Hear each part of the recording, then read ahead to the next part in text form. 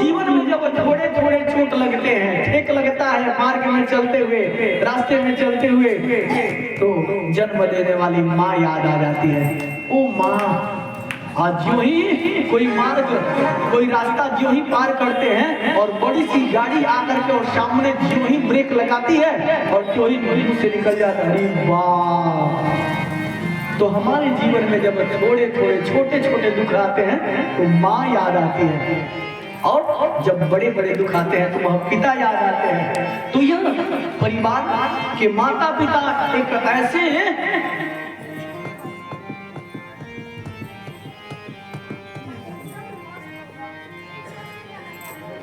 इस परिवार, इस संसार में माता पिता एक ऐसे वट वृक्ष है सज्जनों, कि जिस वट वृक्ष के नीचे परिवार का हर सदस्य, पुत्र पुत्री, अन्य बंधु बांधव सभी लोग सुख पूर्वक जीवन व्यतीत करते हैं। माँ है तभी तो हम देवरिया हैं, माता पिता हैं तभी देवरिया हैं, नहीं तो बार बार घर भाग करके जाना पड़ता। और माता पिता के देख रेख में हम लोगों का जीवन बड़ी सुखमय है। दरवाजे पर कोई आएगा तो पिताजी है बैठे हैं, घर में कोई रिश्तेदार आया तो माँ घर में है। अगर माता पिता न रहे तो पता चलेगा कि एक आदमी को दरवाजे पर बैठना पड़ेगा। अपने बुजुर्गों का दरवाजे पर बैठना ही सबसे बड़ा सौभाग्य है सज्जनों। आया है कि जननी जन्मभूमिश्चा जाह्नवीश्चा जनार्दनः जनकः पंचमश्चैव जकारा पंच दुर्लभा। जननी अर्थात जन्म देने वाली माँ, जननी जन्मभूमिश्च, जिस जहाँ हम जन्म लिए हैं वहाँ हैं, छोड़ के नहीं गए, यही है। कितना दूर है? जननी जन्मभूमिश्च जाह्नवीश्च जनार्दनः, गंगा मैया और भगवान विष्णु का, ठाकुर जी का दरबार लगा हुआ है यहाँ। और जननी जन्मभूमिश्च जाह्नवीश्च जनार्दनः जनकः पंचमश्चैव जकारा पंच दुर्लभा। जिस व्यक्ति के माँ बाप, जन्मभूमि गंगा सरजू मैया और जनार्दन भगवान का मंदिर है, वह इस संसार के सबसे सौभाग्यशाली पुरुष हैं सज्जनों, सबसे सौभाग्यशाली पुरुष।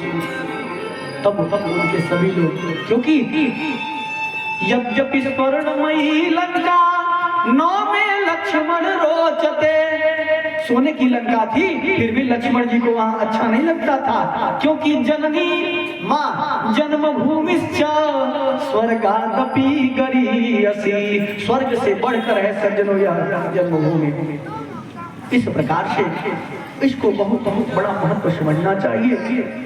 माँ कुंती कहती हैं, पाहि पाहि महायोगिन देव देव जगतपते नान्यं तद्भयं पश्ये यत्तस्य मृत्यु परस्परम्।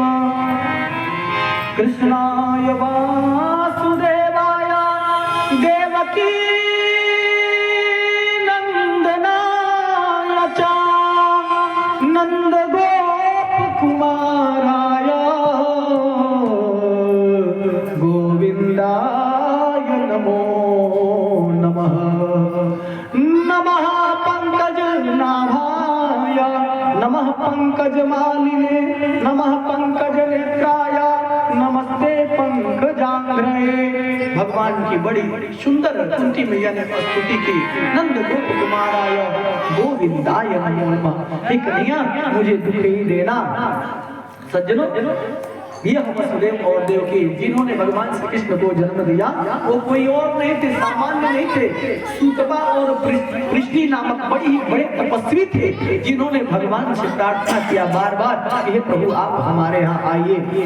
भगवान श्री कृष्ण ने कहा कि मेरी अखंड गंगा की धारा समुद्र में गिरती रहती है। तो इधर कुंती मैया कहती हैं कि जैसे गंगा की अखंड धारा समुद्र में गिरती रहती है, वैसे ही आपकी कृपा दृष्टि हमारे परिवार पर हमेशा बनी रहे। प्रेम से बोलिए श्रीमद् भागवत महापुराण की जय। उस कुरुक्षेत्र के युद्ध में जो कि सभी एक से एक वीर गति को प्राप्त हो चुके थे, और उसमें भीष्म पितामह जी बाण की सैया पे विराजमान थे। भगवान देवादिदेव इधर भगवान श्री कृष्ण ने बहुत सारी बातें धर्मराज युधिष्ठिर को बताई, पर उनके पल्ले नहीं पड़ी। उन्होंने सोचा कि भगवान को स्वयं वहां ले चले, क्योंकि हमारी बात नहीं मानेंगे। इधर भीष्म पितामह जी बाण की सैया पे, उनके शरीर से रुधिर निकल रहा था। भगवान श्री कृष्ण ने कहा, भीष्म पितामह कहते हैं कष्ट ना करो, यह दुर्योधन के दूषित अन्न का यह प्रभाव है, और उसके दूषित अन्न से बना हुआ ये रुधिर है, अगर ऐसे ही बह जाए तो अच्छा है। हे प्रभु, आपके धाम में मैं स्वच्छ रक्त अर्थात निर्मल रक्त ले जाना चाहता हूँ। यह तो उसके दूषित अन्न का यह रक्त है, यह गिर जाने दीजिए। इस प्रकार से राजधर्म, स्त्री धर्म, मित्र धर्म, सभी धर्मों को इन्होंने भीष्म पितामह जी ने बताया। धर्मराज युधिष्ठिर जी ने सीखा, नकुल सहदेव भीम अर्जुन सबने देखा सुना। अब इधर भीष्म पितामह जी कहते हैं कि हे प्रभु, मेरी जो बुद्धि रूपी पुत्री है, जो मेरी मति रूपी पुत्री है, इसका आप वर्ण कर लीजिए, आप इससे विवाह कर लीजिए, ताकि मेरी मति रूपी पुत्री का जब आपसे विवाह हो जाएगा तो मेरा तो वैसे ही कल्याण होगा। इसीलिए कहा जाता है सज्जनों कि हे प्रभु, हमको सुमति प्रदान करें, अच्छा मति प्रदान करें, सद्बुद्धि सद्विचार प्रदान करें। जहाँ सुमति तहाँ संपत्ति नाना, जहाँ सुमति तहाँ संपत्ति नाना, जहाँ सुमति तहाँ संपत्ति नाना, जहाँ सुमति तहाँ संपत्ति नाना। मेरी मति रूपी पुत्री का आप वर्ण कर लीजिए। मानो कि भीष्म पितामह जी इसी प्रतीक्षा में थे कि मेरे प्राण तो निकलेंगे, लेकिन भगवान के दर्शन हो जाएं। बिना उनके दर्शन के मैं यह प्राण नहीं त्यागूंगा। इतना तो करना स्वामी, जब प्राण तन से निकले, गोविंद नाम लेकर यह प्राण तन से निकले, गोविंद नाम लेकर प्राण तन से निकले।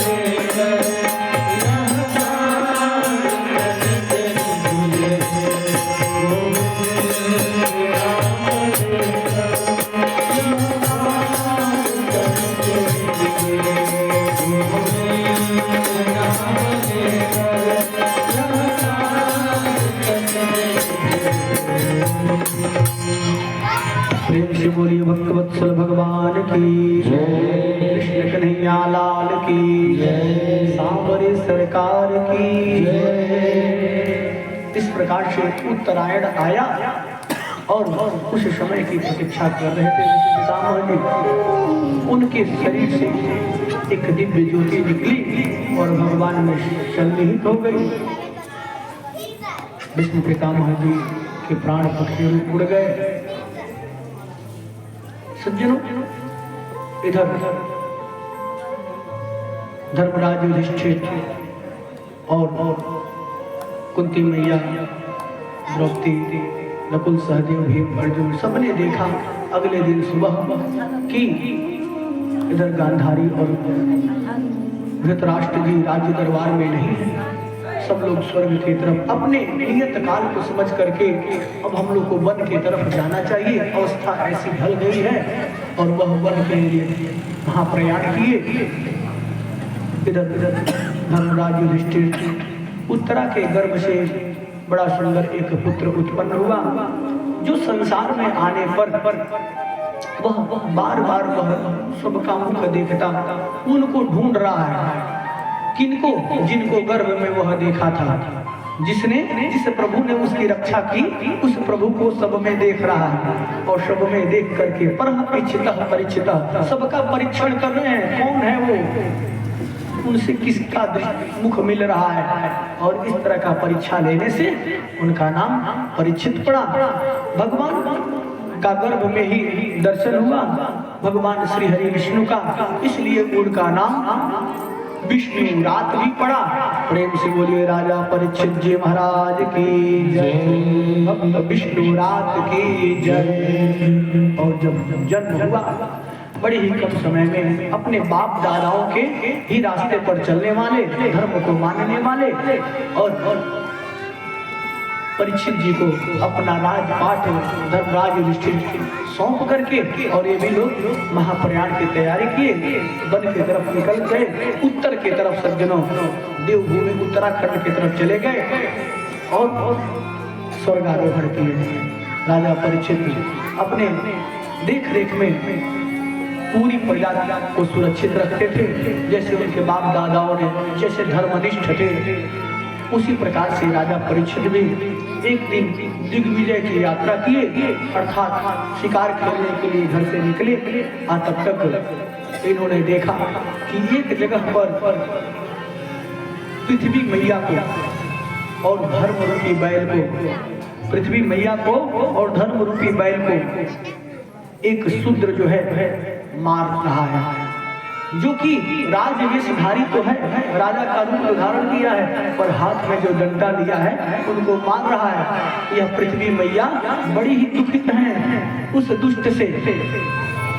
सज्जनों, जब उस दुष्ट के दुख से दुखित थी और ये बैल रूपी धर्म रूपी बैल, आज कलयुग का ही प्रभाव है कि पहले के समय में जब बाछा उत्पन्न होता था, बछड़ा, तो लोग बड़ी खुश होते थे कि बड़ी ही बलवान होगा, शक्तिशाली होगा, इससे खेत जुता जाएगा, भार ढोएगा। आज के समय में उस बैल रूपी धर्म को लोग ऐसे ही छोड़ दे रहे हैं। घर घर वह जगह जगह मार खा रहा है। बैल रूपी धर्म है सज्जनों, धर्म रूपी बैल है, और वह धर्म ही जब जगह जगह मार खाएगा और धर्म को ही आप घर से बाहर कर देंगे तो कहाँ सुरक्षित रहेंगे? नहीं। एक राजा थे सज्जनों, उनके राज दरबार का यह नियम। आप लोग बात क्यों कर रहे हैं इसमें? एक राजा थे राज दरबार में, उनके राज दरबार का नियम है कि जो भी बाजार में सामान बिकेगा वो बिकेगा, अगर नहीं बिकेगा तो राजकोष से धन दे करके राज दरबार में रखवा लिया जाएगा। तो कोई जो भी जिस प्रकार का व्यापार करते थे, तो जिस प्रकार का व्यापार करते थे, जो बड़ी जो थे बनिया थे, वह धनिया तेजपात इत्यादि लेकर के विश्वकर्मा जी लोग अनेकों प्रकार की मूर्तियां, कुम्हार जी लोग अनेकों प्रकार की मिट्टी की मूर्तियां, सब प्रकार का बाजार उसमें लगता था। एक विश्वकर्मा जी लोहे के सोने की लोहे की मूर्ति बना करके शनि भगवान की और उस बाजार में ले गए। तो जिसको धनिया तेजपात चाहिए उसने लिया, जिसको जो है खुरपी हंसुआ की आवश्यकता थी उसने वो भी लिया, जिसको गुल्लक की आवश्यकता थी मिट्टी के मूर्तियों की उसने वो भी लिया, लेकिन किसी को शनि भगवान की मूर्ति की तो आवश्यकता थी नहीं। अब किसी ने नहीं खरीदा, राज दरबार से धन दे करके और शनि की मूर्ति राज दरबार में ही रखवा दी गई। जब रात्रि हुआ तो राजा की आंख लगी और तब तक पुनः नींद टूट गई। देख रहे हैं कि राज दरबार से गणेश जी और लक्ष्मी जी जा रही हैं। तो गणेश जी लक्ष्मी जी जा रही हैं, तब राजा उठ करके खड़े हुए, अरे कहाँ जा रहे हैं? गणेश जी ने कहा कि नहीं, जहाँ पर शनि का वास हो जाएगा वहाँ हम लोग नहीं रहेंगे, वहाँ केवल अमंगल ही अमंगल होगा, इसलिए हम लोग यहाँ नहीं रह सकते। राजा ने कहा ठीक है कोई बात नहीं, हम जा सकते हैं। तो गणेश जी चले गए। अब कुछ देर ज्यों ही बीता, तब तक लक्ष्मी जी रिद्धि सिद्धि मैया भी जा रही हैं। तब पुनः राजा हाथ जोड़ करके, अरे माँ आप क्यों जा रहे हैं? अरे तुम भी ने यज्ञ न होते, वस्त्र न हो पाता, खान पान का वैभव सब तुमसे आता, जय लक्ष्मी माता। हे मैया तुम मत जाओ, आप मत जाओ। और जब ऐसा प्रार्थना करके नहीं मैं नहीं रह सकती, क्योंकि गणेश जी भी नहीं है और जहाँ पर शनि जी का वास हो जाएगा वहाँ हम लोग का धन काम नहीं आएगा, वैसे ही लुट जाएगा। तो लक्ष्मी मैया रिद्धि सिद्धि भी चले गए। अब जो ही आंख लगा तब तक राजा देख रहे हैं कि राज दरबार से धर्म जी जा रहे हैं। आज जब धर्म जी जा रहे हैं तब तो उन्होंने हाथ जोड़ करके प्रणाम किया, अरे आप नहीं जाइए, तो नहीं, जहाँ पर शनि का वास होगा वहाँ केवल अधर्म ही अधर्म होगा, इसलिए मैं नहीं रुकेगा। राजा ने हाथ जोड़ करके अन्वय विनय किया, धर्म को नहीं जाने दिए। और जब धर्म नहीं गए कुछ दिन बीता तो गणेश जी लक्ष्मी मैया रिद्धि सिद्धि सब लोग आ गए सज्जनों। तो कहने का भाव है कि जहाँ पर भी धर्म होगा, धर्मेण हन्यते व्याधि, धर्म करके हम व्याधि पर रोग पर विजय प्राप्त कर लेते हैं। धर्मेण हन्यते ग्रह, धर्म करके हम जो हमारे उच्च नीच ग्रह हैं उनको अपने अनुकूल कर लेते हैं। धर्मेण हन्यते शत्रु, धर्म करके ही हम शत्रुओं को विजय प्राप्त कर लेते हैं। क्या?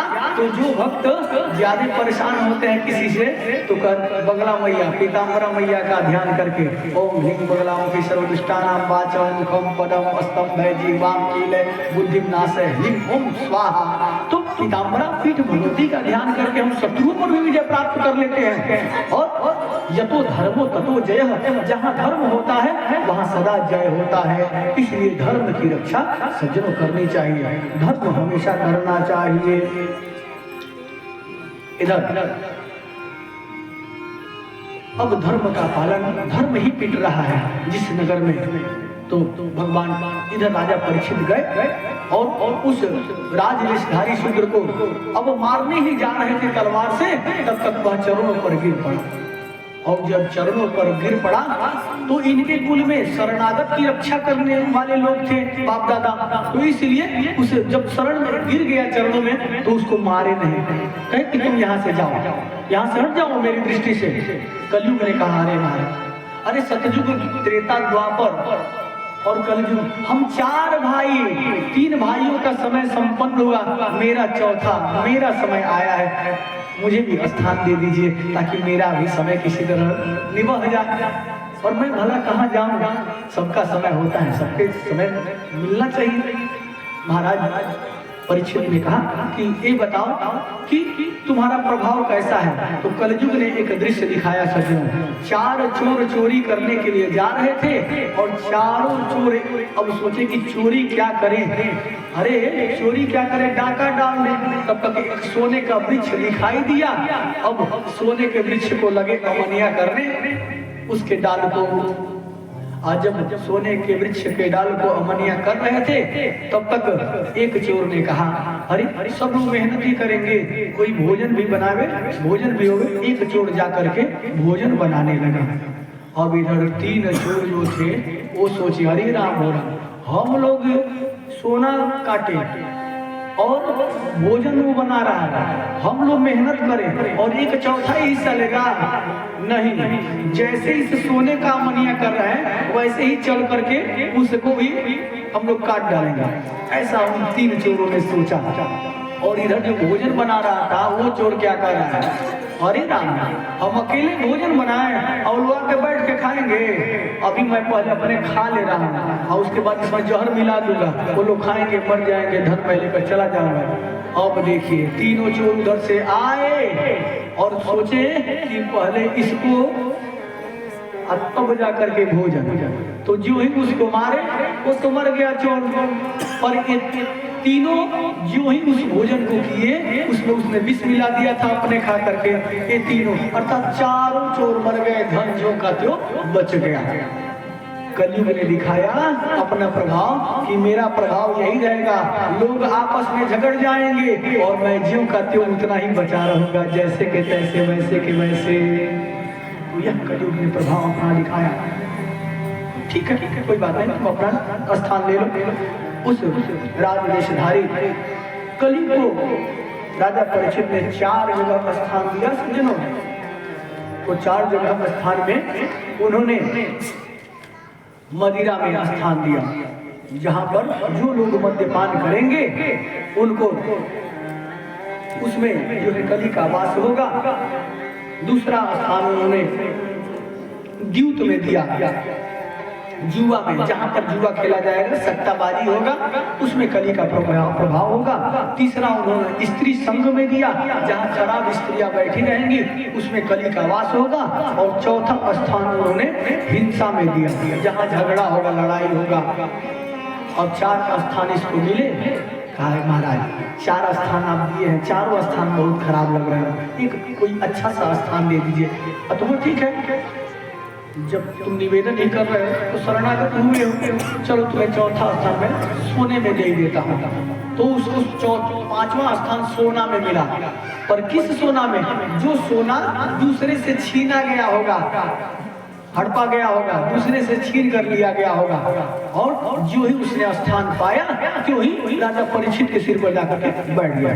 क्योंकि जो मुकुट धारण किए थे तो इनके दादा परदादा जो है जरासंध को मार करके, और उसका मुकुट बड़े ही अच्छे सोने नवरत्नों से जड़ित थे। आज जब शिकार खेलने के लिए राजा परीक्षित निकले हैं तो उसी का मुकुट इनको अच्छा लगा है, वही मुकुट धारण किए थे और वह राजा से छीना गया था। और त्यों ही कलयुग ने उस पर प्रवेश कर दिया। वहां से जो ही आगे निकले इनको भूख प्यास सताने लगा। सज्जन, जब भी व्यक्ति को भूख प्यास सताए ना, समझ लेना कुछ बुरा होने वाला है। इसीलिए कभी ये नहीं कहना चाहिए कि बहुत भूख लगा है, बहुत प्यास लगी है। नहीं, भोजन करने की इच्छा हो रही है, जल पीने की इच्छा हो रही है, ये वाक्य बोलना चाहिए। माँ दादी मना करते थे पहले के समय में, क्योंकि हनुमान जी को अशोक वाटिका में भूख नहीं भूखा लगा। आज जब भूखा लगा तो अशोक वाटिका उजाड़ दिए। राजा परीक्षित को आज भूख प्यास लगा और शमीक ऋषि के गले में मरा हुआ सर्प लपेट रहे हैं। सज्जनों, क्या गए शमीक ऋषि जी ध्यान अवस्थित थे, उन्होंने उनसे जल पीने की इच्छा रखी। राजा परीक्षित ने जल पीने की इच्छा रखी, तब तक ये ध्यान अवस्थित थे। अरे मेरी ही देख रेख में इतने सुरक्षित हो आप लोग और मुझे जल नहीं दे रहे हो, चलो अभी मजा चखाता हूँ। और राजा परीक्षित ने अपने बाण के नोक से मरा हुआ सर्प उठाया और इसी के गले में लपेट दिया और वहां से चल दिए। इधर कुछ बच्चों के बीच में शमीक ऋषि के पुत्र श्रृंगी जी ऋषि पुत्र खेल रहे थे। तब तक एक बच्चे ने, ऋषि पुत्र ने कहा, अरे यहाँ इतने प्रेम से खेल रहे हो, जाओ जाओ देखो तुम्हारे पिता के गले में कोई मरा हुआ सर्प लपेट दिया है, इतने खुश होके खेल रहे हो, जाओ देखो। अब श्रृंगी ऋषि आए, ऋषि पुत्र जो ही आए तब तक उन्होंने देखा, अरे मेरे पिता के गले में मरा हुआ सर्प लपेट, फूट फूट करके रोने लगे। कमंडलों से जल लिए, तुरंत श्राप दे दिए। जिसने भी हमारे पिता के गले में मरा हुआ सर्प लपेटा है, आज के 7वें रोज यही मरा हुआ सर्प तक्षक नाग बन करके उसे डसे। और जो ही श्राप मिला, इधर समीक ऋषि जी का ध्यान टूटा। अरे पुत्र रो क्यों रहे? पिताजी आपके गले में मरा हुआ सर्प किसी ने लपेटा है, उसको मैंने श्राप दे दिया। अरे क्या कर दिए बेटा? राजा अब इधर समीक ऋषि जी ध्यान अवस्थित होकर के देख रहे हैं कि कौन था, किसने यह कार्य किया। जब देख रहे हैं तो राजा परीक्षित, अरे बेटा क्या किए तुम? ऐसे आदमी को तुमने श्राप दे दिया जिसके देख रेख में पूरी प्रजा सुरक्षित रहती है। ऐसा नहीं करना चाहिए तुम्हें। अब तुरंत ऋषि पुत्रों को भेजे, जाओ राजा परीक्षित से बता दो कि आज के 7वें रोज उसे तक्षक नाग डसेगा, वह इसकी तैयारी कर ले।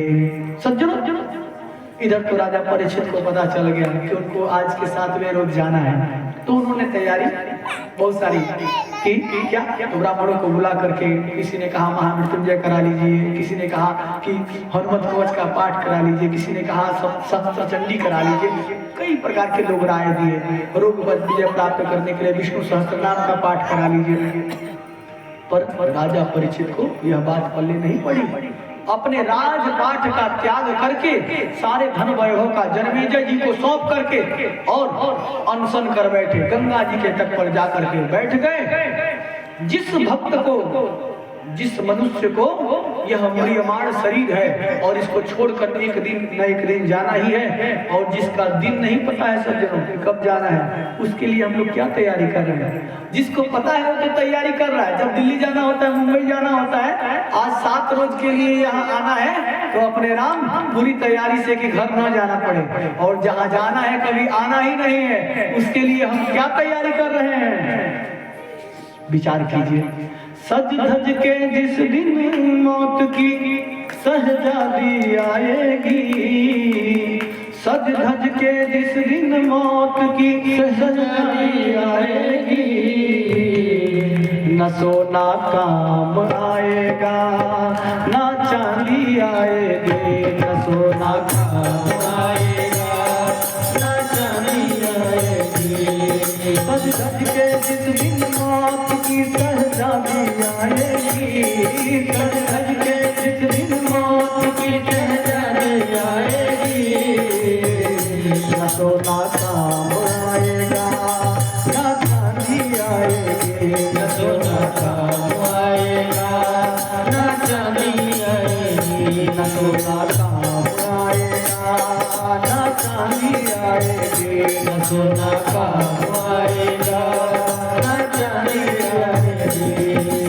छोटा सा तो कितने बड़े अरमान है तेरे, छोटा सा तो कितने बड़े अरमान है तेरे, मिट्टी का तो सोने के सामान है तेरे, मिट्टी का तो सोने का सामान है तेरे, छोटा सा तो कितने बड़े अरमान है तेरे, छोटा सा तो कितने बड़े अरमान है तेरे, मिट्टी का तो सोने के सामान है तेरे, मिट्टी का तो सोने के सामान है तेरे, मिट्टी की काया मिट्टी में हो, मिट्टी की काया मिट्टी में जिस दिन समाएगी, न सोना काम आएगा ना चांदी आएगी, न सोना काम आएगा ना चांदी आएगी।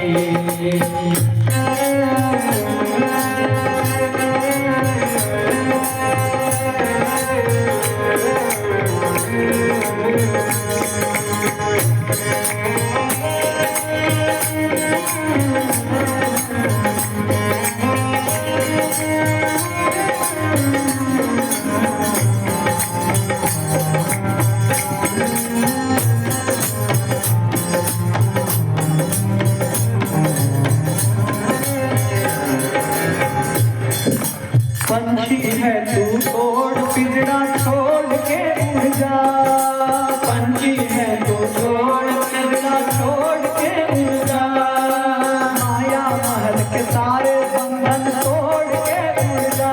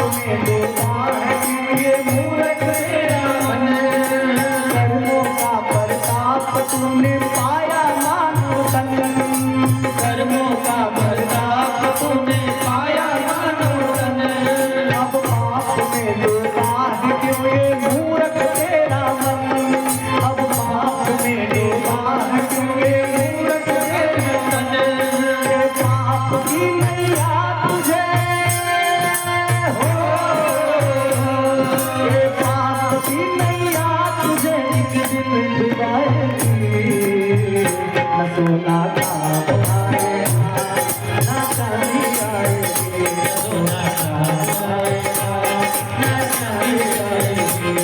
सजन के जिस दिन मौत की शहजादी आएगी, सजन के जिस दिन मौत की शहजादी आएगी, सजन के जिस दिन मौत की शहजादी आएगी, सजन के जिस दिन मौत की शहजादी आएगी। सोना काम आएगा, चांदी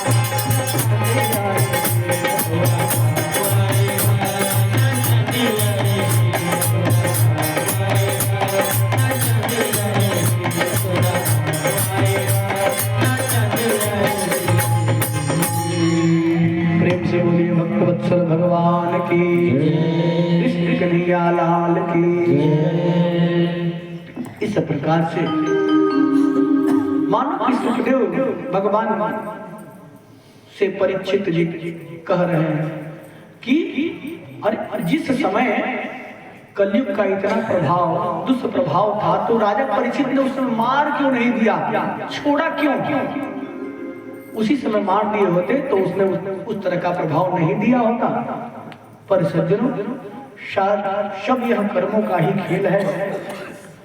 इधर जब राजा परीक्षित को ऐसा श्राप मिला, गंगा के तट के समीप गए, और जब गंगा के तट के समीप गए, उधर सभी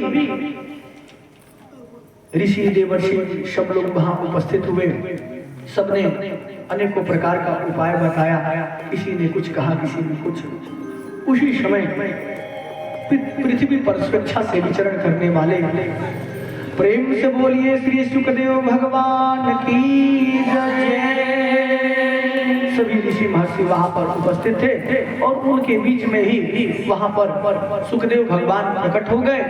उनकी अवस्था सज्जनों मात्र 16 वर्ष की थी सुखदेव भगवान की।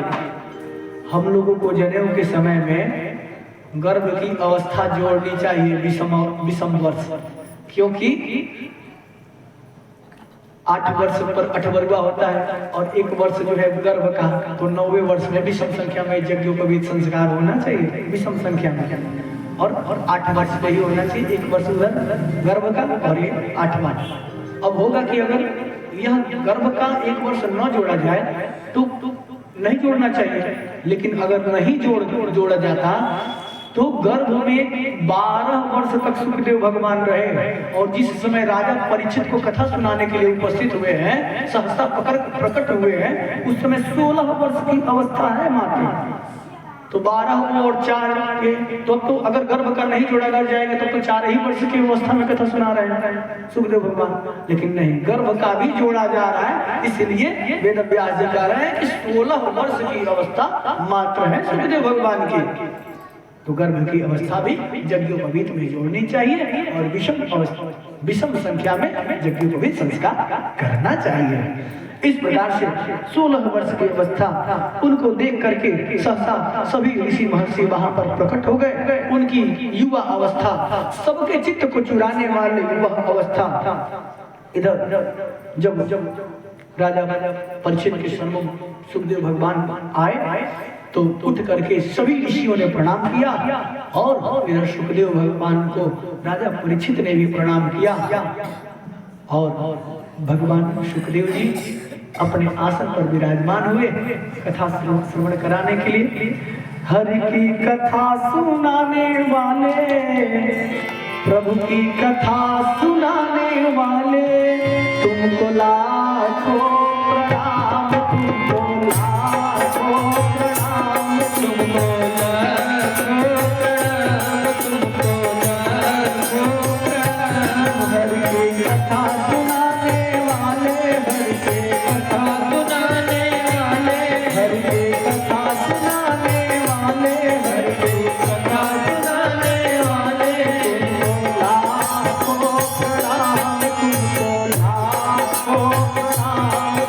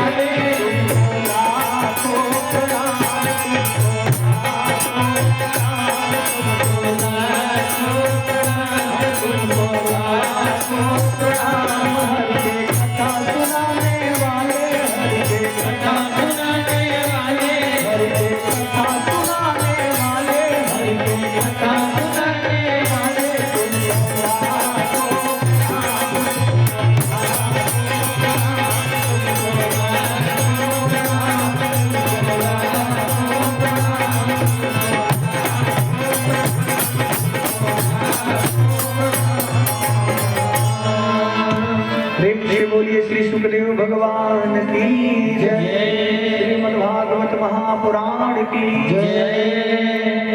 इस प्रकार से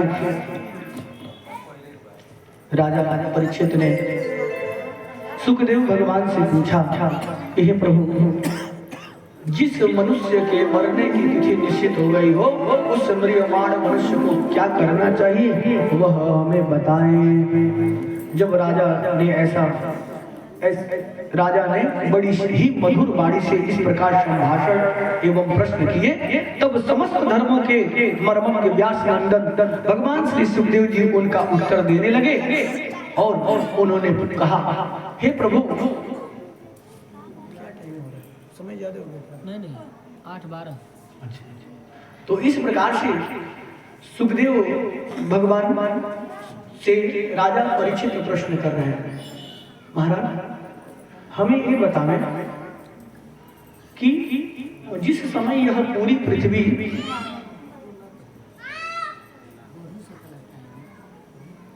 सचराचर पृथ्वी जलमग्न हो गई थी, उस समय भगवान का अवतार कैसे हुआ, भगवान ने सृष्टि का निर्माण कैसे किया। तब सुखदेव भगवान बताते हैं राजा परीक्षित से, हे राजा परीक्षित सुनो, भगवान को भी कभी लीला करने की इच्छा होती है, तो भगवान ये सोचते हैं कि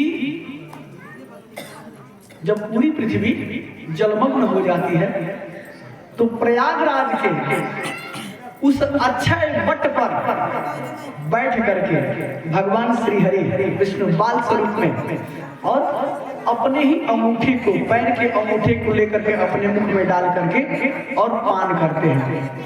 अरे करार बिंदीन पदार विंदम मुखार विंदम विनिवेशयंतम वटस्य पत्रस्य पुटे शयानम बाल मुकुंद मनसा स्मराम।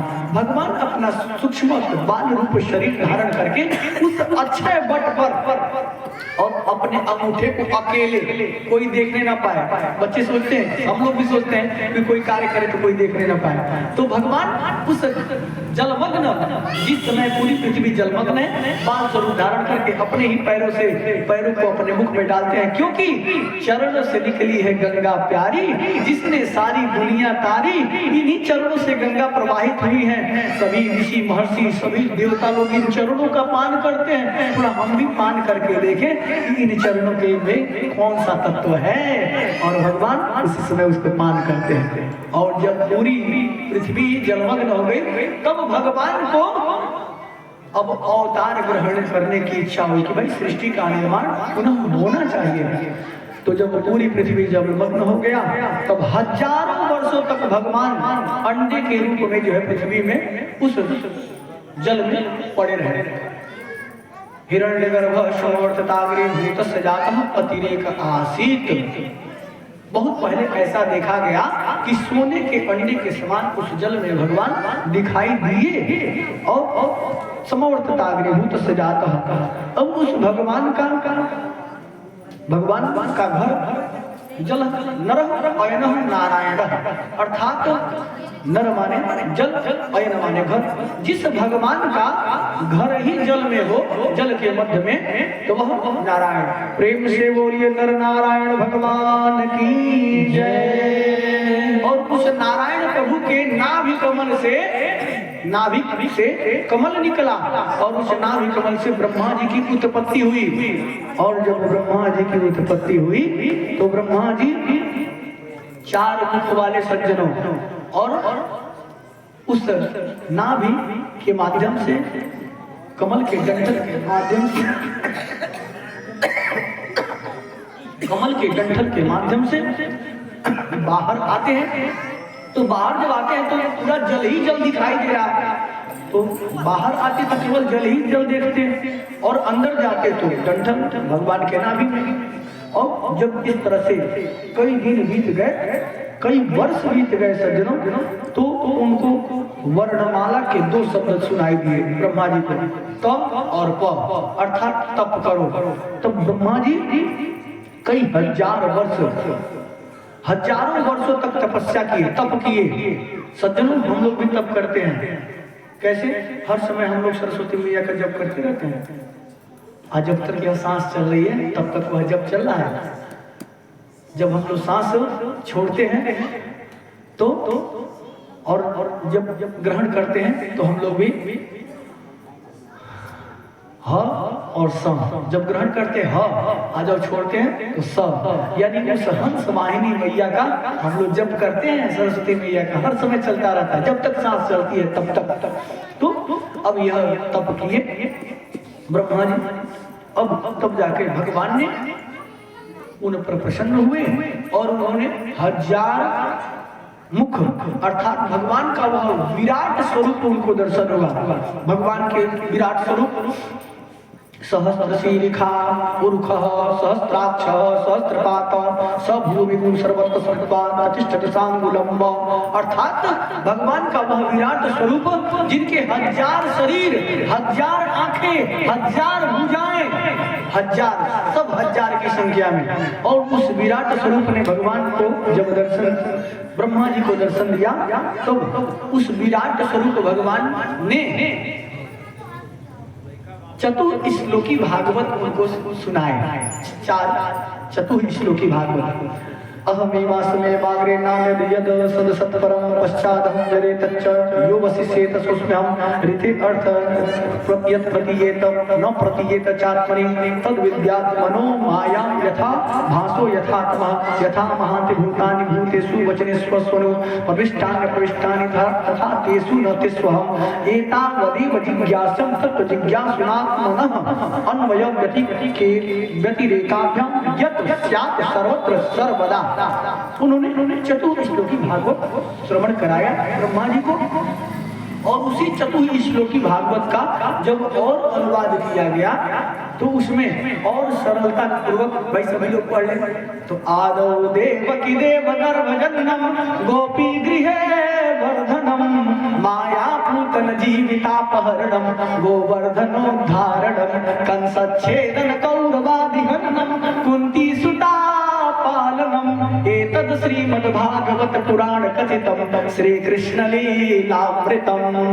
अब उसको भी अब गोस्वामी तुलसीदास जी ने रामचरितमानस का निर्माण किए। अब उसमें भी चतुश्लोकी आदौ राम तपोवनादिगमनम हत्वा मृगम कांचनम वैदेही हरणम जटायु मरणम सुग्रीव संभाषणम बाली निग्रहणम समुद्र तरणम लंकापुरी दाहनम पश्चात् रावण कुंभकर्ण हरणम एतद् श्री रामायणम। अब रामचरितमानस का भी चतुश्लोकी हो गया। अब कुछ भक्त लोग भी अब 4 श्लोक बना दिए, उस रामचरितमानस के भी और भी सरल कर दिए। अत राम रमन्ना दुई जन्ना, एक क्षत्रिय एक बभन्ना। राम रमन्ना दुई जन्ना, एक क्षत्रिय एक बभन्ना। एक ने एक किनारी चुराई, एक ने एक कुमार गिराया। यही है रामचरितमानस की कथंगा। तुलसीदास ने लिख दिए ओथंगा। लोग और भी सरल कर दिए, लेकिन उसी रामचरितमानस का एक एक श्लोक सज्जनों मंत्र ही नहीं महामंत्र है। और जब महामंत्र का हम उच्चारण करेंगे तो हमारे घर संतान अवश्य होंगे। जाकर नाम सुनत शुभ होई, जाकर नाम सुनत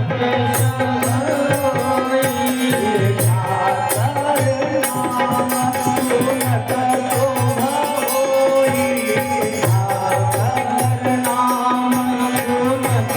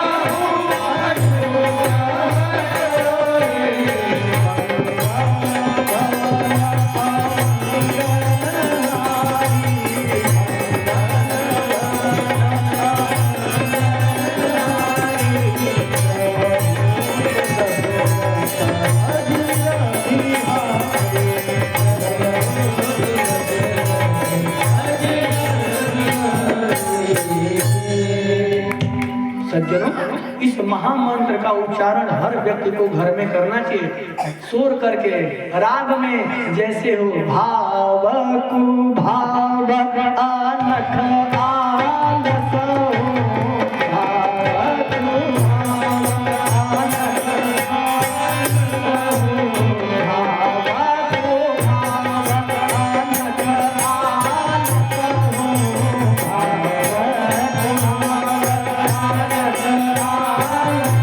हो,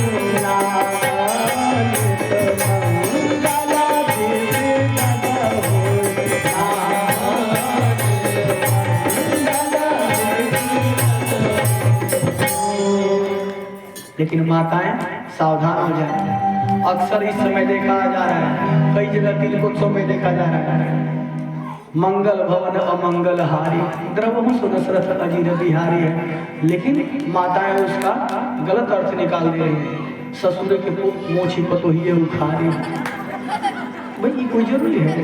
नहीं बदलना चाहिए। वो महामंत्र है, उसमें हम और हमको और आपको कोई अधिकार नहीं है परिवर्तन करने का। दोष लगता है, पाप लगता है।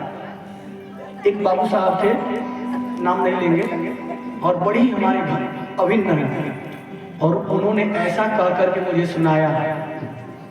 और आज के तिथि में एक जगह अस्थिर बैठे हैं, एक जगह अपने आप जल्दी चल नहीं पाते, किसी न किसी को हाथ लगाना पड़ता है।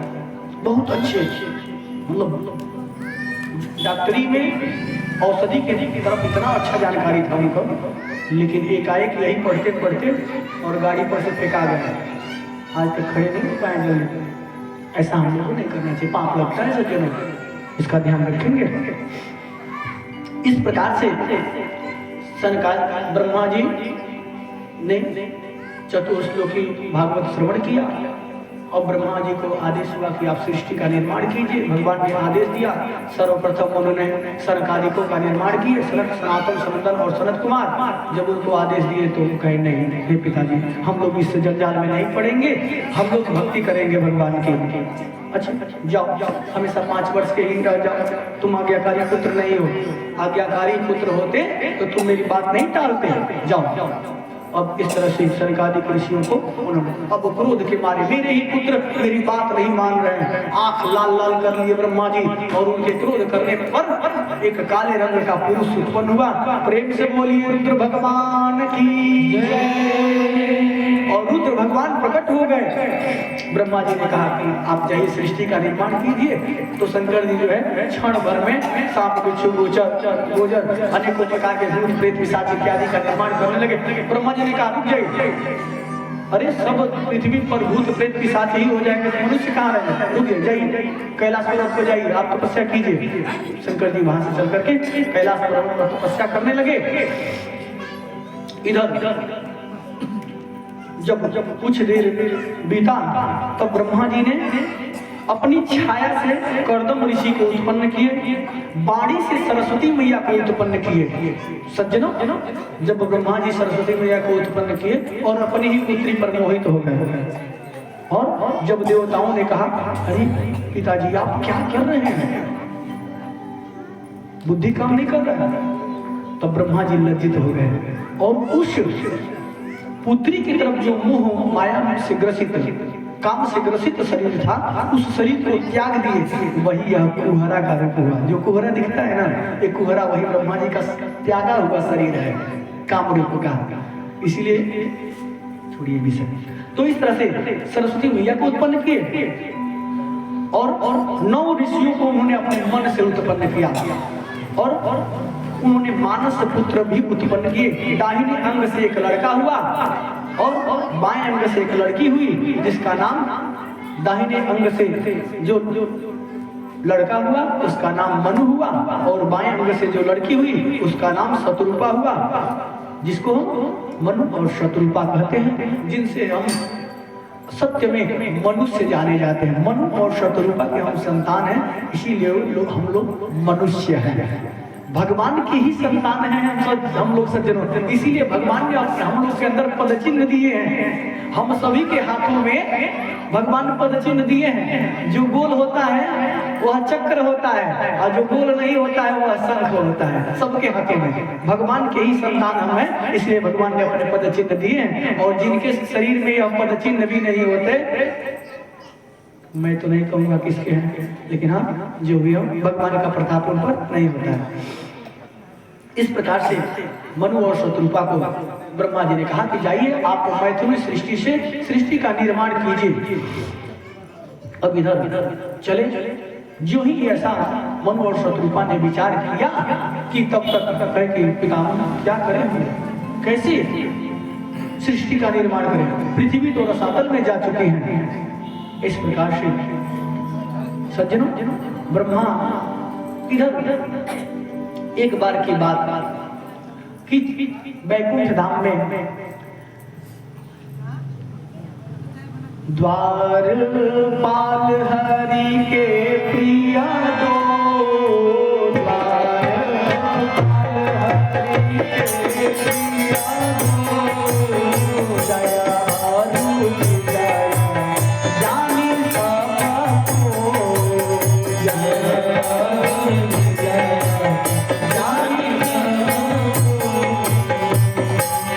द्वारपाल हरि के प्रिय दो, जय और विजय जानी सबको। 2 द्वारपाल वैकुंठ धाम के भगवान के।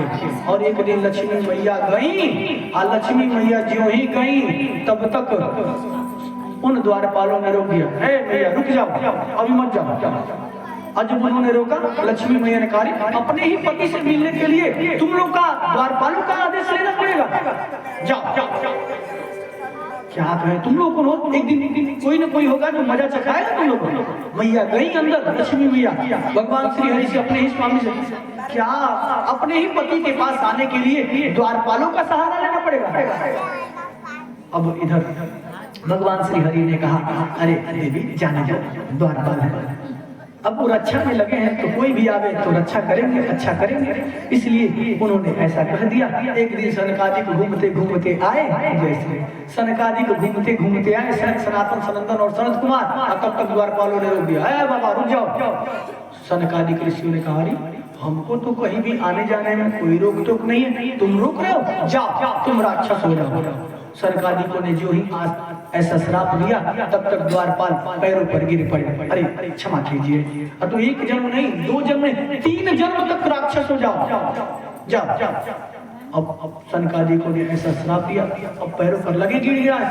चलो कोई बात नहीं, होना तो सुनिश्चित है, तुम दैत्य होगे, राक्षस होगे, लेकिन एक भगवान को अवतरित तो होना पड़ेगा, अवतार लेना पड़ेगा। वही जय और विजय सज्जनों पहले जन्म में हिरण्याक्ष और हिरण्यकशिपु हुए, दूसरे जन्म में रावण और कुंभकर्ण हुए, और तीसरे जन्म में शिशुपाल और दंतवक्त्र हुए। एक दिन की बात,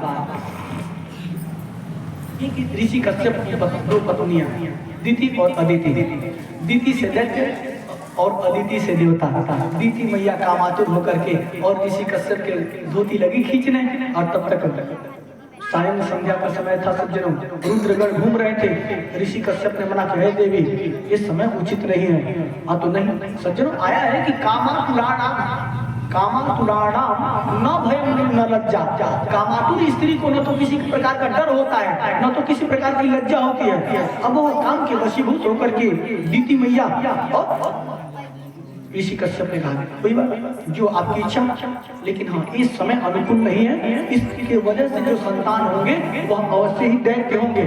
और वही उस समय के समय जो भी संतान हुए वो हिरण्याक्ष और हिरण्यकशिपु हुए। सज्जनों, इधर जब इन्होंने देखा ब्रह्मा जी ने कि मनु शत्रुपा ने देखा कि पृथ्वी तो रसातल में जा चुकी है, हिरण्याक्ष जो है अपने बल के अहंकार में, मुझे कोई मार न पाए, मुझसे कोई युद्ध में जीत न पाए, मेरे बल के सामने उसका बल फीका पड़ जाए, हे पितामह ऐसा हमको वर दीजिए। ब्रह्मा जी ने कहा, तथास्तु, चला उधर से। और जब देवर्षि नारद जी मिले, अरे बाबा आइए थोड़ा 2 हाथ हो जाए। देवर्षि नारद जी कहे, ना ना मैं लड़ता नहीं हूँ, मैं लड़ाता हूँ, आपकी व्यवस्था कहो तो कर दूं। इस प्रकार से देवर्षि नारद जी हट गए। इधर आकर के वरुण के देवता समुद्र के पास आए और हिरण्याक्ष कहा कि आइए थोड़ा मेरे शरीर में बहुत खुजली हो रही है, थोड़ा 2 हाथ हो जाए। समुद्र जी ने कहा, नहीं मैं आपसे नहीं लड़ सकता, आप कहीं और जाइए। और तब तक इधर रसातल में ले ही जा चुका था। भगवान जो है उस पृथ्वी को रसातल से निकालने के लिए शूकर का रूप धारण किए। प्रेम से बोलिए वाराह भगवान की जय। अरे आज मेरे प्रभु जी वाराह बन आयो है, आज मेरे प्रभु जी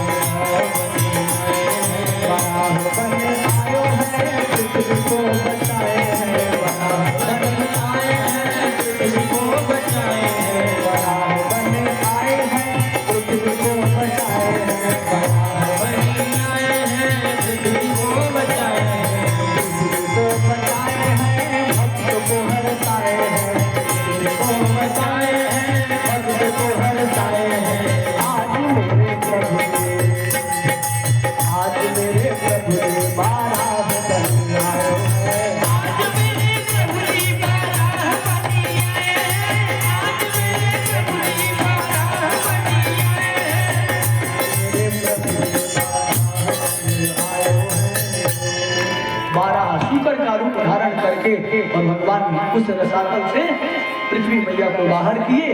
हिरण्याक्ष से युद्ध हुआ, भगवान ने उस हिरण्याक्ष को मार गिराया। प्रेम से बोलिए भक्त वत्सल भगवान की जय। सज्जनों, भक्तों की रक्षा के लिए भगवान कौन कौन सा रूप धारण करते हैं? सूकर का रूप, जो पृथ्वी से गंदगी हटाने का काम करती है सूकर। यहाँ तक कि कौन कौन सा मत्स्य रूप, भगवान को मछली का रूप धारण करना पड़ता है। जल में जब हम खेकार के थूक दें तो उस जल को मछली तुरंत निगल जाती है, और उस मछली का रूप भी धारण किए मत्स्य अवतार भगवान। सज्जनों, जब हम कोई घर का कूड़ा करकट ले जाकर के घूर्रा पर फेंकते हैं, माटी के भाषा में, गांव के भाषा में, जब घूर्रा पर कूड़ेदान में फेंकते हैं तो उसकी सफाई मुर्गा करता है, मुर्गा। और इन तीनों की सफाई कौन कर देता है? इन तीनों को मनुष्य नहीं छोड़ रहा है। सबसे बड़ा सुअर आजकल आदमी हो गया है, तीनों की सफाई करने वाले तक को नहीं छोड़ रहा है। तो सबसे बड़ा सुअर कौन हुआ? जो भी सज्जनों, नहीं करना चाहिए, जीवों पर दया करो, करना चाहिए, क्योंकि वो भी संसार में आया है। आपको खाने के लिए बहुत सारी वस्तुएं पड़ी हुई हैं, कोई जरूरी नहीं है कि इन जीवों का हत्या करेंगे तभी आपका पेट भरेगा। सज्जनों, ऐ बालक, बाबू, उस बात को मत छूना।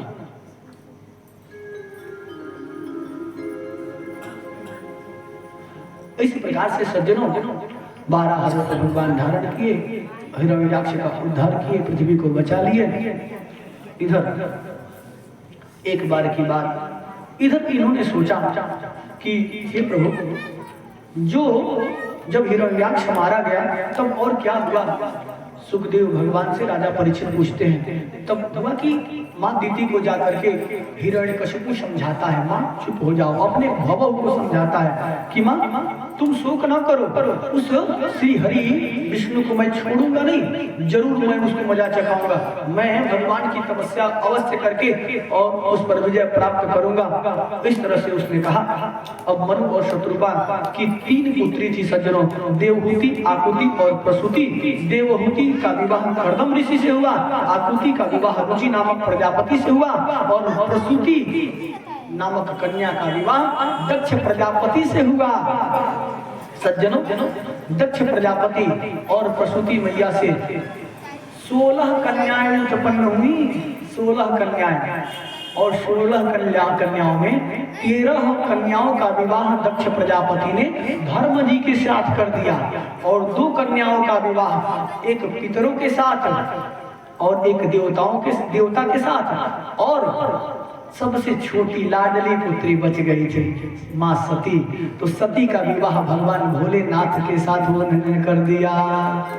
एक दिन की बात कि सरस्वती नदी के तट पर सम्मान समारोह हो रहा था, जिसमें सब एक दूसरे का सम्मान करेंगे। उस सम्मान समारोह में सब देवता लोग उपस्थित हैं। दक्ष प्रजापति उसके मुखिया हैं। दक्ष प्रजापति जी सभा में प्रवेश किए और तब तक सब लोग उठ करके उनका स्वागत किए, पर भगवान भोलेनाथ नहीं उठ करके प्रणाम किए। जब भोलेनाथ नहीं उठे, दक्ष प्रजापति ने कहा, अरे ये कौन है? अरे ये निर्लज्ज शिव, अरे मेरी सबसे छोटी पुत्री थी सती, इन देवताओं के बहकावे में आकर के और मैं अपनी पुत्री का विवाह इसके साथ कर दिया। मैं जानता कि इस तरह से दिग्पालों को, लोकपालों को यह लज्जित करेगा, देवताओं को लज्जित करेगा, मैं इसके साथ अपनी बेटी का विवाह नहीं किया होता। नंदी जी कुछ बोलना ही चाह रहे हैं। भगवान भोलेनाथ ने कहा, नहीं नंदी कुछ नहीं बोलना है, ससुर जी हैं, कुछ नहीं बोलना, पिता तुल्य है, कुछ नहीं बोलना है। नंदी जी चुप हो गए। अब सज्जनों, जिस सम्मान समारोह में एक दूसरे को सम्मान देना है, वह अब श्राप समारोह हो गया।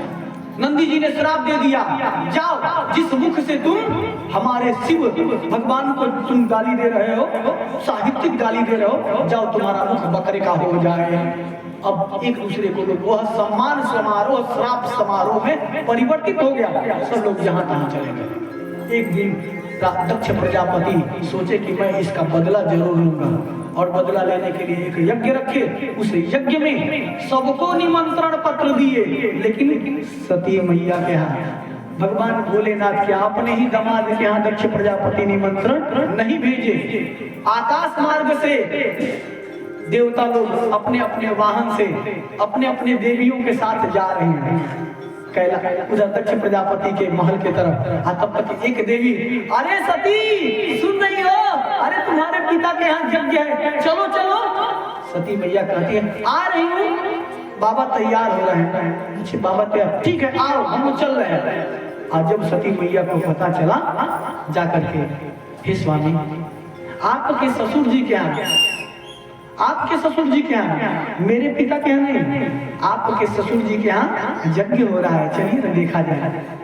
माताएं बहुत सारा मोह माया जानती हैं, अब अपने पिता के यहाँ कहेंगी तो हो सकता है कि थोड़ा मोह न जगे, लेकिन आपके ससुर के यहाँ है तो इसलिए थोड़ा मोह जगे, तो इसलिए सती मैया ने ऐसा कहा।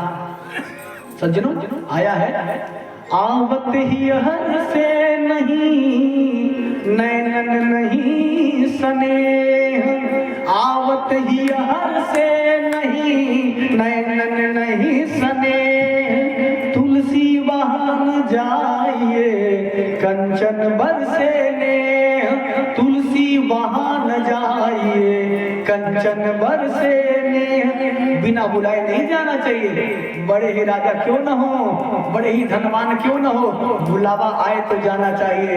और कहाँ कहाँ बिना बुलाए भी जाना चाहिए, तो गुरु जी के घर, अपने मित्र के घर और अपने घर, गुरु जी के घर अपने घर, परदेश रह रहे हैं, घर पे कोई आयोजन है तो ये नहीं कि बुलावा ढूंढे, पिताजी बुलाए नहीं है, भाभी भैया बुलाए नहीं है, नहीं, कानों तक बात आवाज पहुंच गया, चले आइए।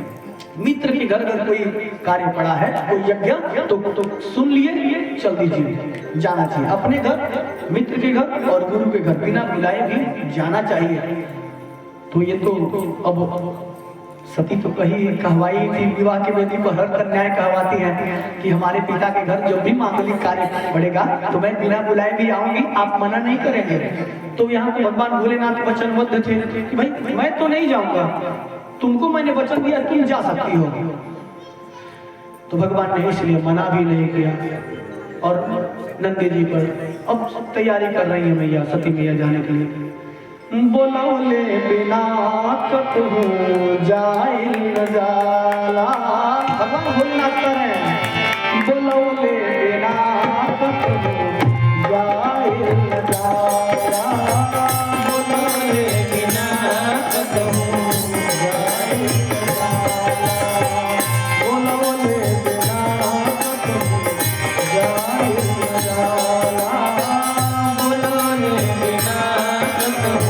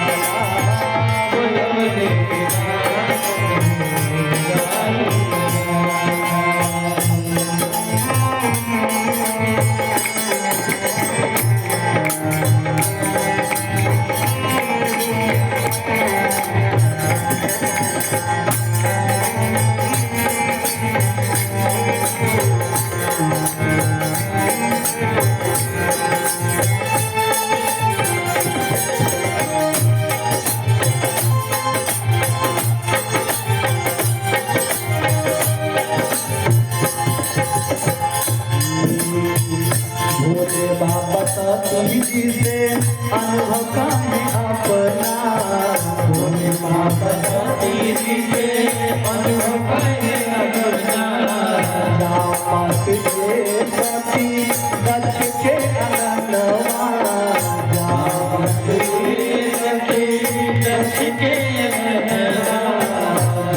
बाबा सती से अनुभव अपना, भोले बाबा सती से अनुभव अपना, जामत रे सती लक्ष्य के अनवा, जामत रे सती लक्ष्य के अनवा, नगरिया के सामने आई जाला, नगरिया के सामने आई जाला, नगरिया के सामने आई जाला, नगरिया के सामने आई जाला, बुलबुल बिना कतई आई जाला, बुलबुल बिना कतई आई जाला।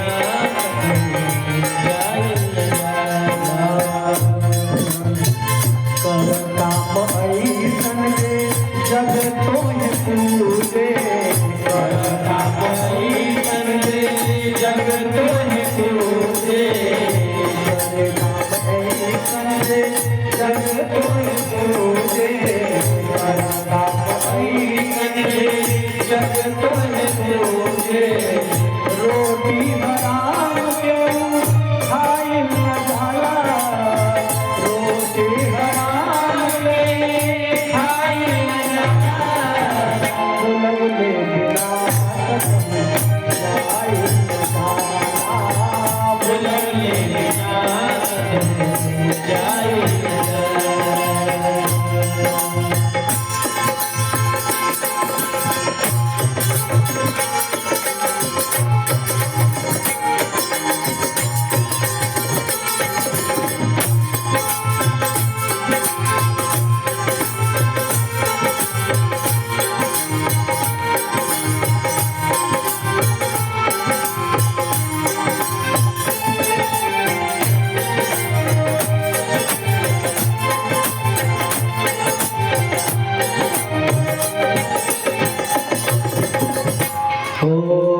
दही बन के रहबत होई जइबतीता, दही बन के रहबत होई जइबतीता, दही बन के रहबत होई जइबतीता, दही बन के रहबत होई जइबतीता, गरम दूध जइसन भपाइल न जाला, गरम दूध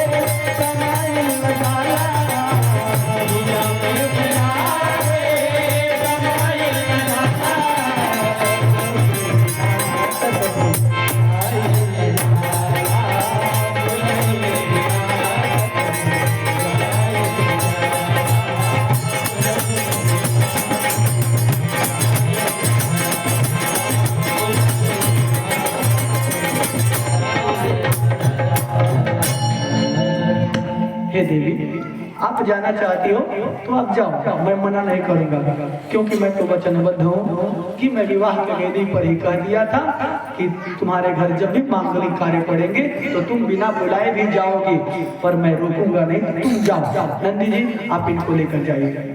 नंदी जी के साथ मैया जाती हैं। जब वहां यज्ञ मंडप में पहुंचती हैं तो सज्जनों आया है कि इच्छित फल बिनु शिव अवराधे, अल्लाह ही न कोटि जोग जप साधे। इच्छित फल को अगर प्राप्त करना है तो भगवान भोलेनाथ की पूजा अवश्य करनी चाहिए। और यहाँ तो भोलेनाथ निमंत्रित ही नहीं थे, उनसे ही विद्रोह था। तो जब उनसे विरोध था तो कहा कार्य सिद्ध होगा, नहीं हो पाएगा। जब सती मैया ने देखा, वहां सभा में पहुंची। सज्जनों सादर भली मिली एक माता, अब बहिनी मिली बड़ी मुस्कुराता।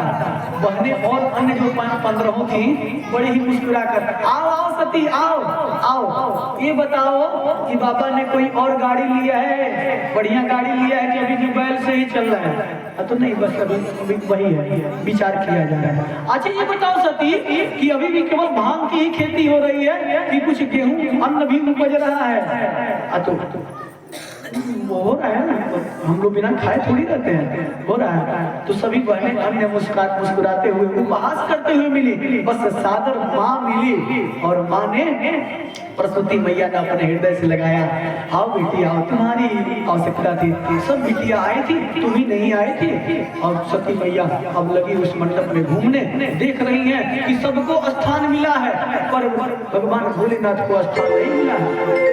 सज्जनों आया है कि पूर्वे रचित बाराहम आग्नेयाम गरुणध्वजा, दक्षिणे पद्मनाभस्तु नैऋत्याम मधुसूदना, पश्चिमे पार्थ गोविंदो वायव्याम च जनार्दना, उत्तरे श्रीपति रक्षित ईशान्याम च महेश्वरा। ईशान कोण के अधिपति भगवान भोलेनाथ ही है, जिसको देवकोण कहा जाता है। और उस देवकोण में भगवान भोले का स्थान था ही नहीं, एकदम खाली। और सती मैया ने देखा, हे पिताजी आप कैसे देवता से आप बैर कर लिए, मेरे पति देव से आप, अरे एक पत्नी के लिए पति ब्रह्मा, पति विष्णु, पति साक्षात परब्रह्म तस्मै श्री पतये नमः, पति ही सब कुछ होता है। उस पति देव से आप विरोध कर लिए, और जो पति आपका कभी विरोध नहीं करते हैं, आपको इतना याद करते हैं कि कभी उन्होंने आज तक मुझे सती नहीं कहा। उन्हीं को कथा हो सका।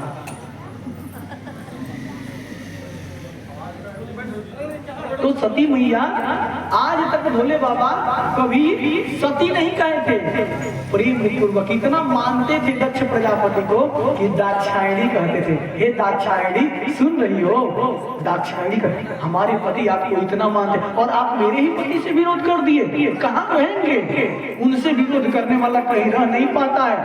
और ऐसा मां सती क्रोध कि अग्नि में अपने आप को जला ली और उनका शरीर धू धू करके जलने लगा। सब स्त्रियां देख रही, अरे अरे ये देखो सबसे छोटी पुत्री कौन क्या कह दिया, ये देखो अपना प्राण त्याग दी। जरूर कुछ पिता ने कहा होगा, माँ तो गले से लगाई, पिता ने ही कुछ कहा होगा, इसलिए सती अपना प्राण त्याग दी। अब इधर नंदी जी दौड़े दौड़े गए कैलाश पर्वत पर। अरे स्वामी गजब हो गया, गजब हो गया, अरे क्या हुआ बताओ तो। मैया अपना प्राण त्याग दी। अरे भगवान भोलेनाथ क्रोध के मारे अपने जटा से एक बाल उखाड़े और वह सूक्ष्मोत स्वरूप और कुछ ही क्षण में वह मानो कि आकाश को छू लेगा। प्रेम से बोलिए वीरभद्र भगवान की जय। भगवान के ही स्वरूप में वीरभद्र जी और वीरभद्र जी भगवान भोलेनाथ की प्रदक्षिणा किए। ओम सप्तास्यासन परिधेय स्त्रीः शीत समिधा कृताः देवाय दिगंतन्माना अवग्नन पुरुखम पशुम। भगवान की प्रदक्षिणा करके और आदेश मांगे, हे स्वामी क्या आदेश है? जाओ दक्ष यज्ञ विध्वंस कर दो। इधर भृगु जी बार बार आहुति दे रहे हैं, अपहतम रक्ष, अपहतम रक्ष, हमारी रक्षा हो गई। और भृगु जी जो ही हवन कर रहे थे, इधर गए सभी लोग। नंदी जी जाकर के भक्त देवता को पकड़ लिए और उनकी आंख निकाल लिए। चंडीस जी गए, ऊखा देवता का दांत तोड़ दिए। अब इधर वीरभद्र जी ने भृगु जी के वक्षस्थल पर जाकर चढ़ गए और उनको मार रहे हैं, पर वह मर नहीं गए। वीरभद्र जी अपने हथियार से उनके सिर को जो ही धड़ से अलग किए, उनका सिर जो है जाकर के अग्नि के दक्षिण तरफ जाकर के जल गया। अब इधर भगवान भोलेनाथ वहां से शोक की अग्नि में तप्त होते हुए वहां से चले आए। देखे यहाँ देखे सती का वह शरीर लेकर के और पुनः कैलाश पर्वत पर मां सती के शोक में भगवान कैलाश पर्वत पर आए और पुनः समाधि में लीन हो गए। इधर सब देवता लोग, अरे यज्ञ तो पूरा हुआ ही नहीं, यज्ञ पूरा हो गया। तब तक इधर तारकासुर का अत्याचार बढ़ गया था। तारकासुर ने ऐसा वर मांगा था कि मैं मरूं ना, अगर मरूं तो भगवान भोलेनाथ के ही संतान से मेरी मृत्यु होवे, और ऐसा उस तारकासुर ने वर मांगा था। इधर तो बाबा समाधि में लीन, अब ना बाबा समाधि तोड़ेंगे, न विवाह होगा, न पुत्र होगा। तारकासुर का अत्याचार बढ़ा, देवता लोग भगे भगे कैलाश पर्वत पर गए, बाबा पाही माम रक्षा करे, पर बाबा की समाधि नहीं टूट रही है। शिव बोलो तो सही, नैना बोलो तो सही, तेरे द्वारे पे भगता कब से खड़ा। हे भगवान भोलेनाथ बोलो, अगर नहीं बोलोगे, अरे तुम नहीं बोलोगे तो भस्मी बन जाऊंगी, तुम नहीं बोलोगे तो भस्मी बन जाऊंगी, भस्मी बन करके अंगों में रंग जाऊंगी। अब जब ऐसा भगवान भोलेनाथ के साथ हुआ, इधर कामदेव जी काम के पुष्प के बाण चला रहे हैं, बाबा जगे, और तब तक बाबा जग नहीं रहे, तत् से मस्तक नहीं हो रहे हैं। आज जो ही एक काम के पुष्प के बाण जो ही कामदेव जी ने चलाया और जाकर भगवान के हृदय में लगा, जिस हृदय में भगवान श्री राम रहते हैं, और उनके जब जो ही अपने प्रभु को चोट लगा, बाबा भोलेनाथ मचल गए और उनका त्रिनेत्र खुला और सामने कामदेव जी जल करके भस्म हो गए।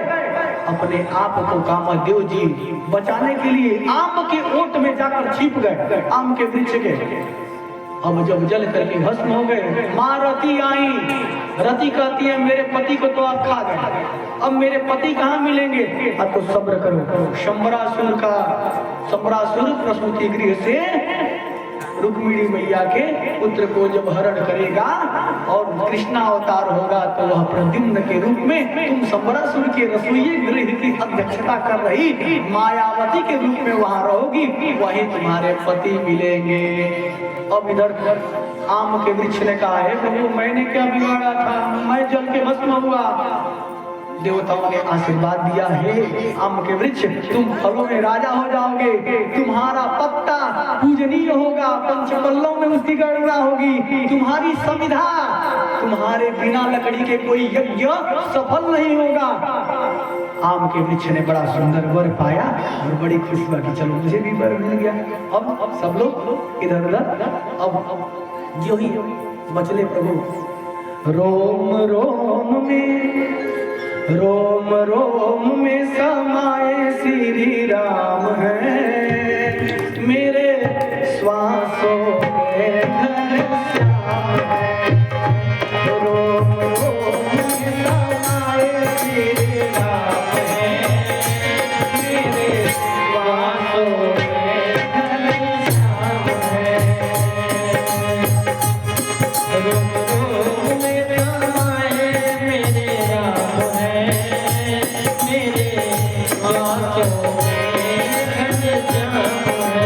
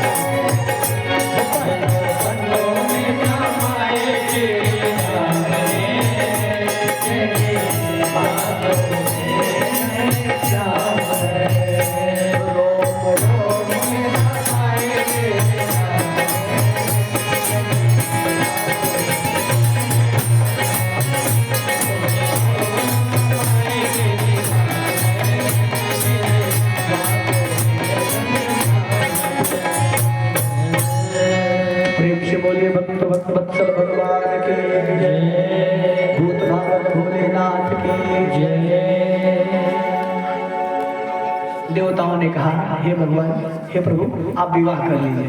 भगवान भोलेनाथ ने कहा नहीं, एक बार किया था ना, क्या नतीजा निकला, मैं विवाह नहीं करूँगा। अरे प्रभु तारकासुर का अत्याचार बढ़ गया है, वह बहुत कष्ट पहुंचा रहा है। इतना ही नहीं, उसने यह मांगा है वर कि आपको जब विवाह करेंगे आपके द्वारा जो पुत्र होगा उससे ही वह मरेगा, बाकी किसी से नहीं मरेगा, कृपया कर लीजिए। तब जाकर के भगवान भोलेनाथ ने कहा अच्छा ठीक है तैयारी कर। इधर देवर्षि नारद जी सती मरत हरि सन बरुमाया,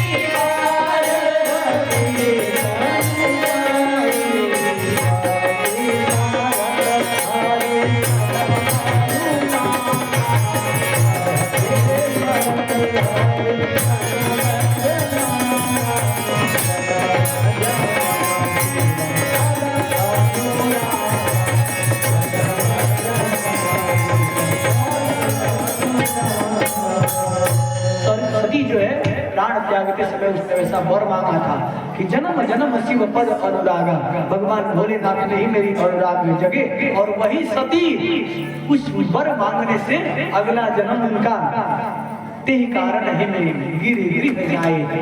राजा हिमांचल के यहाँ पार्वती के रूप में वह उत्पन्न हुई।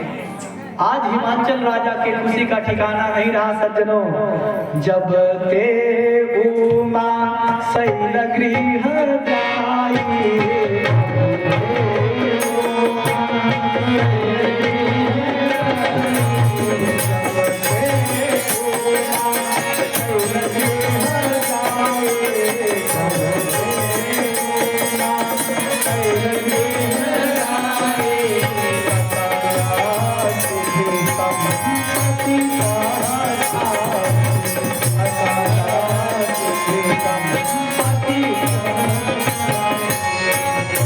जब से पार्वती मैया के रूप में जन्म ली है, सकल सिद्धि संपत्ति तह छाई।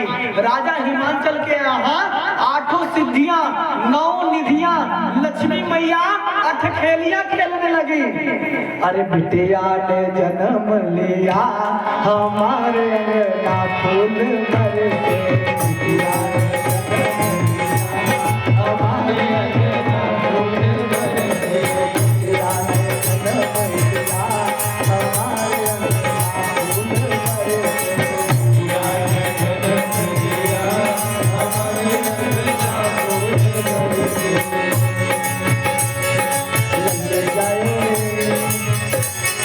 लल्ले जायो रे हिमांचल राजा अंगना के, लल्ले जायो रे हिमांचल राजा अंगना के, लल्ले जायो रे हिमांचल राजा अंगना के, लल्ले जायो रे हिमांचल राजा अंगना के।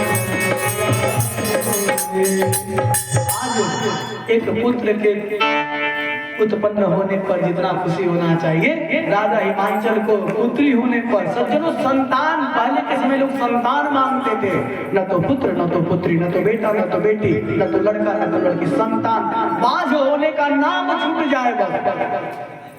भगवान और पार्वती मैया का जन्म लेने पर हिमांचल राजा बड़ी ही खुश हुए। इधर जब पार्वती मैया बहुत ही कम समय में अपने पिता के घर बड़ी हो गई, देवर्षि नारद जी गए और देवर्षि नारद जी जाकर कहते हैं हे राजन, अब राजा हिमांचल बड़ा आद्य अर्घ्य पूजा करते हैं देवर्षि नारद जी के। भाई देवर्षि नारद जी आए हैं, पूजा किए और तब तक देवर्षि नारद जी कहे कि आप भगवान विष्णु को अपने पुत्री के पति के रूप में वर्ण कर लीजिए। आज जब पार्वती मैया सुन रही थी और तब तक उन्होंने कहा नहीं, मन में ठानी, जाकर अपने सखियों से कह दी, हे सखी देखो ना, मैंने जन्म जन्म शिव पद अनुरागा, मैं जब अपना प्राण त्यागी तो भगवान शिव में ही मैं उनको ही अपना पति मान चुकी हूँ।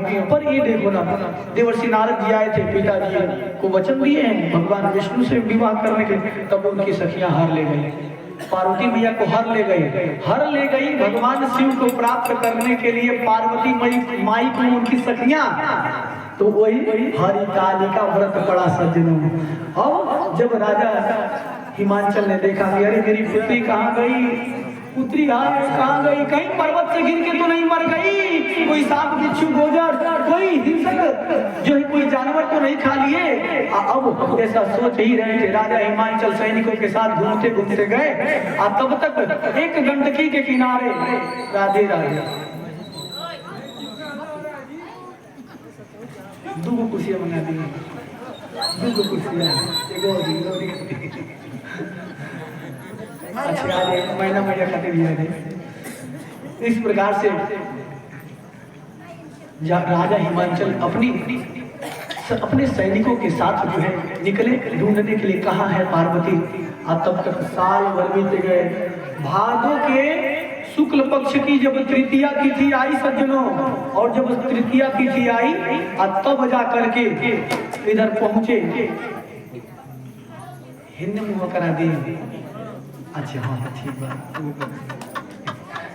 बाबू माई के ध्यान लगा था, हिंद मुँह कर दे, कुर्सिया के मुँह पश्चिम कर दिया, पूर्व कर दी, पश्चिम घर में की तरफ कर दी, घर में की तरफ बोल देवे के चाहिए भाई, लड़का कि तो कहीं हमारा मन के बात किसान जान गए नहीं है तो कोई नहीं तो बाद में कहे कहते पंडित जी जब उतरे रहे, लेकिन उत्तर भी बहुत अच्छा होता है।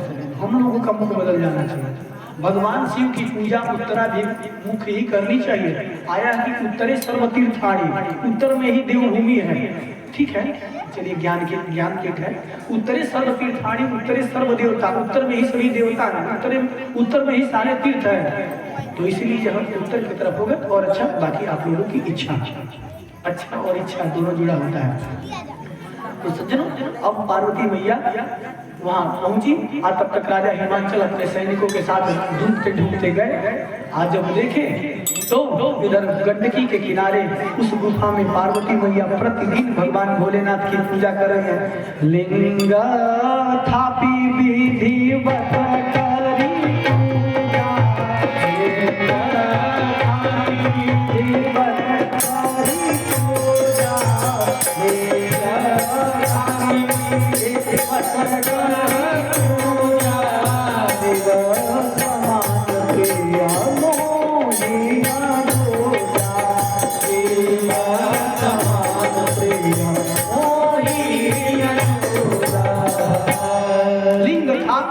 करी पूजा, पूजा शिव समान प्रिय मोहि न दूजा। भगवान शिव को प्राप्त करने के लिए बालुका मई पार्थिवार्चन करती थी। और जब भादों के शुक्ल पक्ष की तृतीया तिथि आई, भगवान शिव उस शिवलिंग से प्रकट होकर के पार्वती को वर दिए कि मैं तुम्हें पति के रूप में अवश्य मिलूंगा। और जो ही प्रवाहित करने जा रही थी उस गंडकी में, और तब तक राजा हिमांचल की दृष्टि पड़ी, देखे अरे वो रही पुत्री।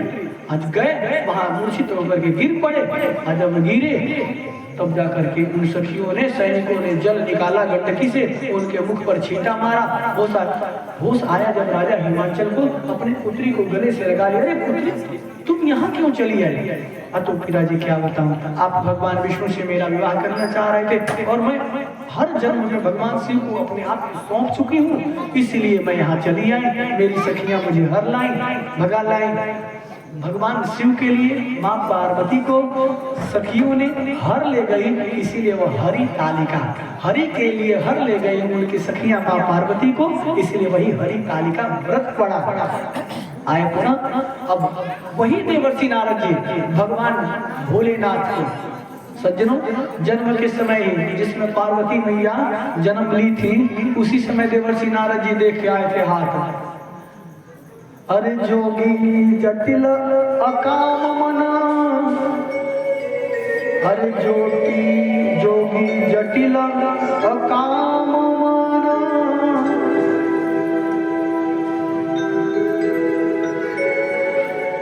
उनका वेश जो है बड़ा ही भयावह होगा, कुछ अच्छा उनका वेश नहीं होगा, बड़े ही बेकार उनका। जोगी जटिल काम मना नगन अमंगल वेश, अस स्वामी ने यही कर मिलही परिहस्त यसी रेख। जब राजा हिमाचल के यहाँ पुत्री के रूप में जन्म ली, उसी समय देवर्षि नारद जी जाके हाथ दिखाए थे, क्या कहे थे? अगुन अमान मातु पितु हीना, उदासीन सब संशय छीना।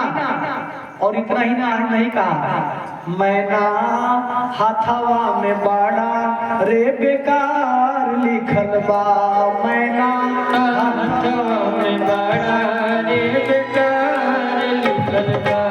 इनके दुल्हा मिली निपटे गवार लिखल बा, इनके दुल्हा लिखल बा, मैना हाथवा में बाड़ा रे बेकार लिखल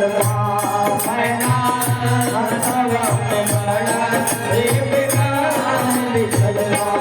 इनके दुल्हा मिली निपटे गवार लिखल बा, इनके दुल्हा मिली निपटे गवार लिखल बा, मैना हाथवा में बाड़ा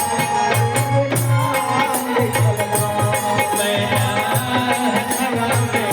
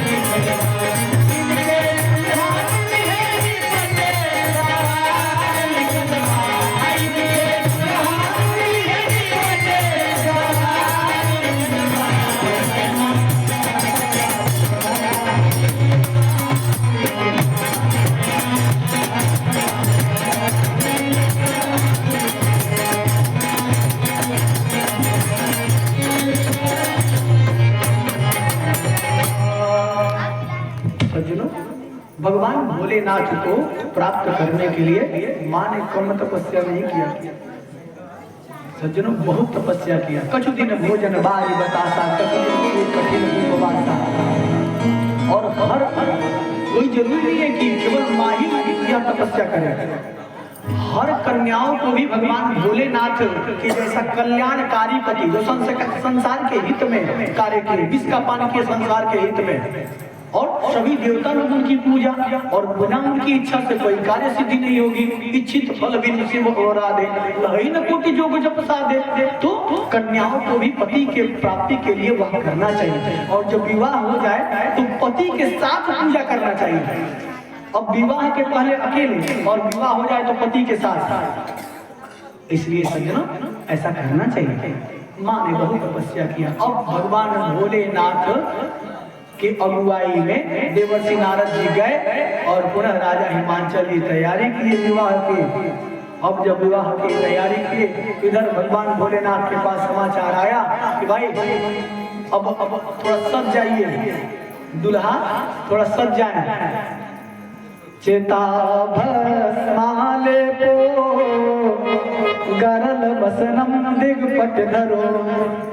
भगवान भोलेनाथ तैयार हो रहे हैं।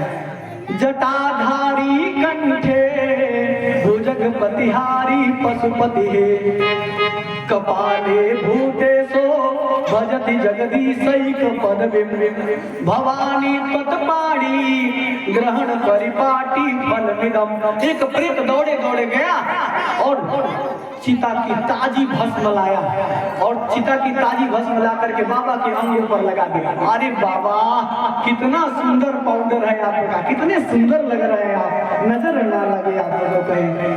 और एक प्रेत तब तक दौड़े दौड़े गया और दो जो है दो मुहा सर्प लाया और दो मुहा सर्प ला करके एक सर्प को मुख से कान छेद दिया और एक मुख को दबा दिए। और प्रेत ने कहा, तुम नाचते रहो। चलत कुंडलम भ्रू सुनेत्रम विशालम प्रसन्नाननम नीलकंठम दयालम मृगाधीश चर्मा वरम मुंडमालम प्रियम शंकरम सर्वनाथम भजामि। भगवान भोलेनाथ का कुंडल केवल नाचता रहता है, बाकी किसी का कुंडल नाचता नहीं है। और तब तक एक प्रेत दौड़े दौड़े गया और मणिधर सर्प लाया। एक प्रेत दौड़े दौड़े गया, छोटे छोटे सर्प के बच्चों को लाया और ला करके मोर सजा दिया। एक ने जुड़े में बांध दिया, कहा तुम मणि निकालते रहो, बंद करते रहो, निकालते रहो, बंद करते रहो। अरे क्या बाबा, आपका मोर कितना सुंदर लग रहा है। अब बाबा सब देवता लोग अपने अपने वाहन पर सज गए, यहाँ तक कि सब प्रेत जो है तैयार हो गए, बाबा के बारात में चलना है। हाँ, अपने ही देश के प्रेत नहीं थे, विदेशी प्रेत भी आए थे। हर हर महादेव, हर हर महादेव। सबने जयकारा लगाया। आज जो विदेशी प्रेत हर हर महादेव, विदेशी प्रेत का भाषा उनका अलग था सज्जनों। अब सब प्रेत हर हर महादेव की जयकारा लगाए और बाबा अब बारात चलने को तैयार हुआ। बाबा का बारात चल रहा है। बाबा भोलेनाथ की बारात जो है कैलाश पर्वत पर नंदी बाबा पर बैठे हुए हैं, नंदी की सवारी किए हुए भगवान विष्णु अपने गरुड़ पर सवार होकर के और कमल के आसन पर ब्रह्मा जी, इधर भगवान श्री गणेश जी जो है अपने ऊंट की सवारी पर। सब लोग चल रहे हैं आगे आगे और पीछे पीछे भगवान, सबसे पीछे भगवान भोलेनाथ और उनके पीछे सारे प्रेत और चल रहे हैं। बिन पाउडर बिन काजल के वो काली हले श्रृंगार, सबसे बेहद भूति रमा के दुल्हा भइल तैयार। पाउडर बिन काजल के वो काली हले श्रृंगार, सबसे बेहद भूति रमा के दुल्हा भइल तैयार।